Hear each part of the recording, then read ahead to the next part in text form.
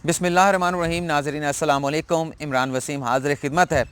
नाज़रीन, अब ये दूध का दूध पानी होने को जा रहा है कि इस कोरोना वायरस से तहफ़्फ़ुज़ के लिए, कोरोना वायरस से आवाम को बचाने के लिए क्या वज़ीर आज़म इमरान ख़ान बेहतरीन काम कर रहे हैं या वज़ीर आला सिंध बड़े अच्छे इक़दामात उठा रहे हैं। अब ये दूध का दूध पानी इस तरीके से होने जा रहा है कि सुप्रीम कोर्ट ऑफ पाकिस्तान ने तमाम वफाकी और सूबाई हुकूमतों से कोरोना वायरस के बचाव के, कोरोना वायरस का फैलाव रोकने के जो भी इक़दामात उठाए हैं उन पर मुफस्सल रिपोर्ट जो है वो तलब कर ली गई है। इसके साथ साथ नाज़रीन, आज की इस वीडियो में आपको ये भी बताएंगे कि किस तरह से 4 सत्रों की प्रेस रिलीज़ से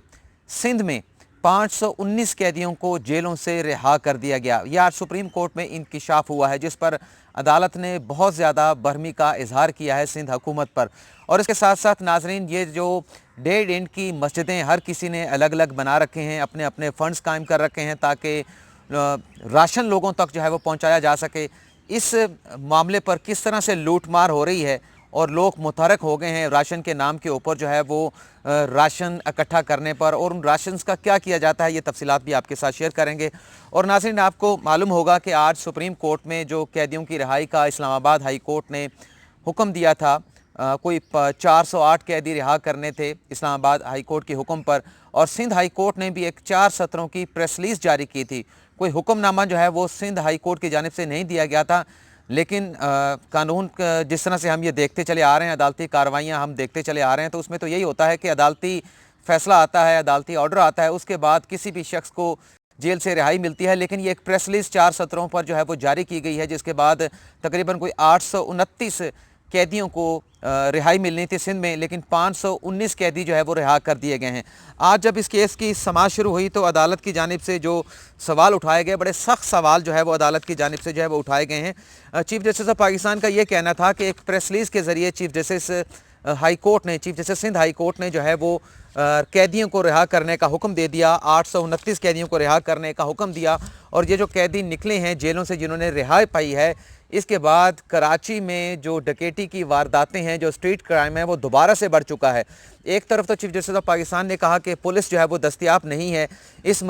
मौके के ऊपर, इन हालात में जब इंतज़ामिया पुलिस को साथ लेकर कोरोना वायरस के बचाव के इक़दाम कर रही है, आवाम को कोरोना वायरस के से तहफ़्फ़ुज़ दिलाने के इक़दाम कर रही है, तो पुलिस की दस्तयाबी नहीं है। तो इन हालात के अंदर जब कैदियों को छोड़ा जा रहा है तो वो दोबारा से जेल से रिहा होने के बाद उन्हीं जो जुराइम पेशा जो उनकी पहले सरगर्मियाँ थीं, उन्हीं सरगर्मियों में दोबारा जो है वो इन्वॉल्व हो गए हैं। आज की सारी कार्रवाई का नाज़रीन आपको अहवाल जो है बताते हैं। चीफ जस्टिस ऑफ पाकिस्तान ने यह सवाल उठाया है कि पहला जो बेसिक क्वेश्चन है वो यही है कि किस कानून के तहत जो है वो इस्लामाबाद हाई कोर्ट ने और सिंध हाई कोर्ट ने जो है वो कैदियों की रिहाई का हुक्म दिया। कैदियों की रिहाई के हवाले से इक़दामात उठाए जाने चाहिए, लेकिन जो भी काम हो वो कानून का जो फ्रेम वर्क है उसके अंदर होना चाहिए। कानून से बाहर कोई काम भी जो है वो नहीं हो सकता। और चीफ जस्टिस ने यह भी कहा कि इन मुल्ज़मान को जिनकी रिहाई के अहकामात जो है वो हाई कोर्ट की जानिब से जारी किए गए हैं, बड़ी मुश्किल से इन कैदियों को, इन मुल्ज़मान को जो है वो पुलिस ने गिरफ़्तार किया गया था। और ये अंडर ट्रायल मुल्ज़मान को किस तरह से जो है वो रिहा किया जा रहा है। एक मरतबा ये रिहा हो जाएंगे तो दोबारा पुलिस के लिए इन्हें पकड़ना जो है वो मुश्किल हो जाएगा, क्योंकि इन जराइम पेशा अफराद के कोई ठिकाने नहीं होते। एक दिन ये किसी और जगह पर होते हैं, दूसरे दिन इनका ठिकाना जो है वो दूसरी जगह पर होता है। इतनी मुश्किल से गिरफ़्तार करके जेल में बंद किया गया, तो अब इन जराइम पेशा अफराद को सड़कों पर छोड़ दिया जाएगा। तो ये जुराइम नहीं करेंगे तो क्या करेंगे, पुलिस आपके पास जो है वो दस्तयाब नहीं है। ये सिंध हुकूमत के हवाले से चीफ जस्टिस ऑफ पाकिस्तान ने जो है वो रिमार्क्स दिए हैं।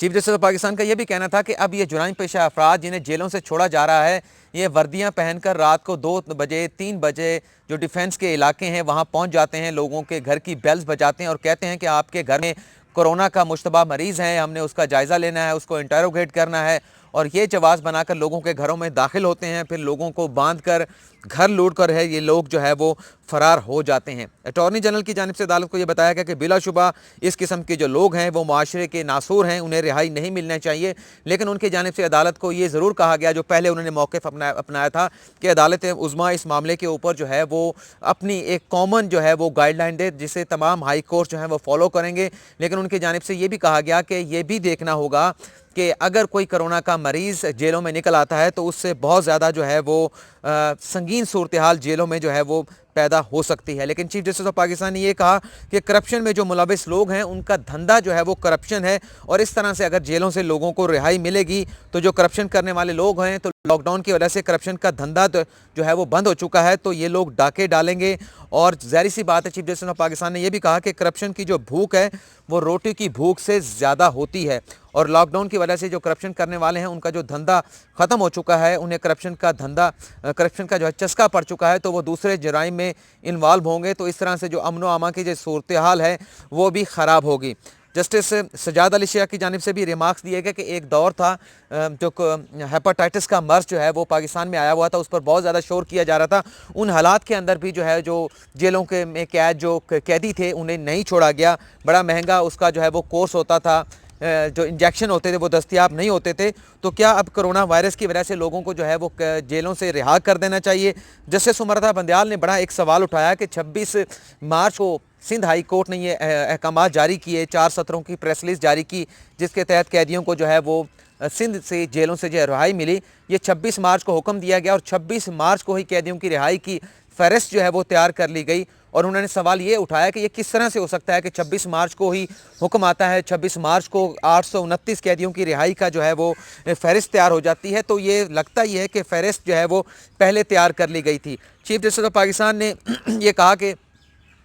کہ اس طرح سے جس انداز سے یہ بندے چھوڑے گئے ہیں، لگتا ہے کہ سب نے اپنے جو عزیز و اقارب ہیں انہیں جیلوں سے رہا کروا لیا، اور پک اینڈ چوز جو ہے وہ کیا جا رہا ہے۔ جسٹس سجاد علی شاہ نے یہ سوال اٹھایا کہ ایک طرف جو شریف لوگ ہیں جن میں کرونا وائرس کا شبہ ہے انہیں پولیس کے ذریعے گرفتار کرایا جا رہا ہے، کوارنٹین میں جو ہے وہ رکھا جا رہا ہے، دوسری طرف جو جرائم پیشہ عناصر ہیں جنہیں پولیس نے بڑی مشکل کے ساتھ گرفتار کیا ہے انہیں جیلوں سے جو ہے وہ رہا کیا جا رہا ہے۔ یہ سوچ جو ہے جو سندھ حکومت کی ہے یہ سمجھ سے بالاتر ہے کہ کس طرح سے ایک طرف بڑی مشکل سے جرائم پیشہ عناصر کو گرفتار کیا جاتا ہے، دوسری طرف جو شریف لوگ ہیں انہیں گرفتار کیا جاتا ہے پولیس کے ذریعے، اور شبہ ہوتا ہے کہ انہیں جو ہے وہ کرونا وائرس میں وہ مبتلا ہیں۔ تو یہ بڑی اس قسم کی کارروائی ہوئی، اور اس میں عدالت نے تمام وفاقی اور صوبائی حکومتوں سے، اور بھی 1.5 گھنٹے کی یہ کارروائی ہے، اگر میں بتاتا چلوں تو آج کی یہ ویڈیو جو ہے وہ کم پڑ جائے گی، ویڈیو کا وقت جو ہے وہ کم پڑ جائے گا، لیکن یہ خبر جو 1.5 گھنٹے تک چلتی رہی، جو کارروائی چلتی رہی، یہ شاید ختم نہ ہو، بہت زیادہ وقت جو ہے اس میں لگتا ہے۔ تو اس میں عدالت نے ایک تو وفاقی اور صوبائی حکومتوں سے یہ رپورٹ طلب کی ہے کہ یہ بتایا جائے کہ آپ نے کرونا وائرس کے بچاؤ کے حوالے سے کیا اقدامات کیے ہیں، جو ڈاکٹرز ہیں، جو میڈیکل عملہ ہے، انہیں کیا تربیت آپ نے فراہم کی ہے، کتنے وینٹیلیٹرز دستیاب ہیں، اور کتنے حفاظتی سوٹ جو ہے وہ میڈیکل جو عملہ ہے یا جو ڈاکٹرز ہیں انہیں فراہم کیے گئے ہیں۔ اور اس کے ساتھ ساتھ عدالت نے کوارنٹین سینٹر جو ہے وہ جیلوں میں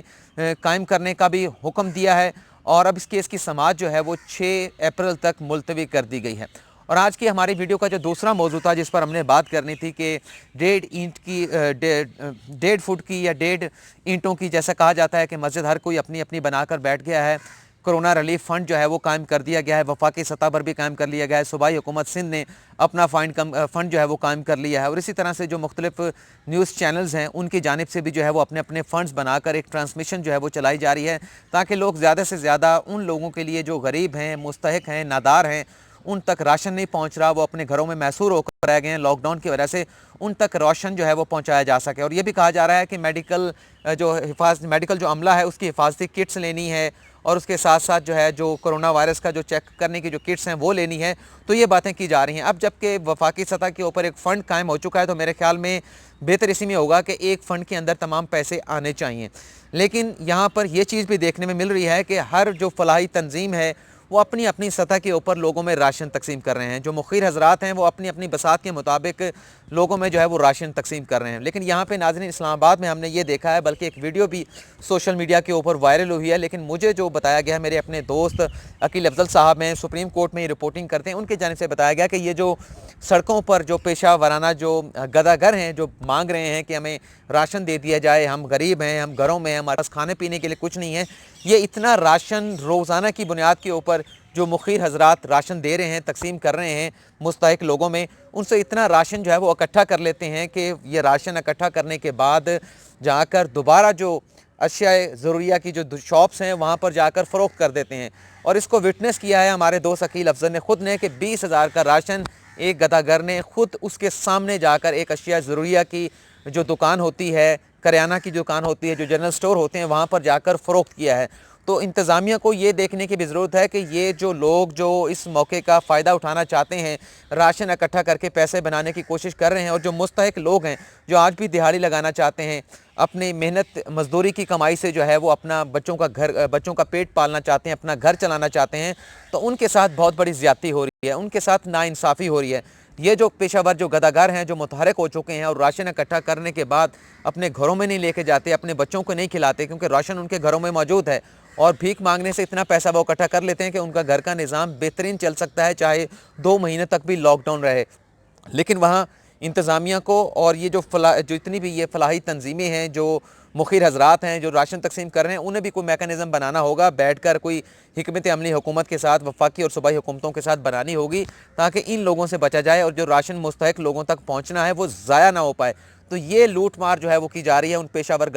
گداگروں کی جانب سے کہ مستحق تک تو کھانا نہیں پہنچ رہا، لیکن اس قسم کے جو گداگر ہیں جو اس موقع سے فائدہ اٹھا کر، حالات سے فائدہ اٹھا کر اپنا پیسہ بنانا چاہتے ہیں، اپنی جیب بھرنا چاہتے ہیں، ان سے جو ہے وہ ضرور ریاست کو جو ہے وہ آئینی ہتھ کنڈوں کے ساتھ، آئینی ہاتھوں کے ساتھ جو ہے ضرور نپٹنا چاہیے۔ آج کی ویڈیو میں اتنا ہی ناظرین، اگلی ویڈیو میں پھر ملاقات ہوگی۔ اللہ حافظ۔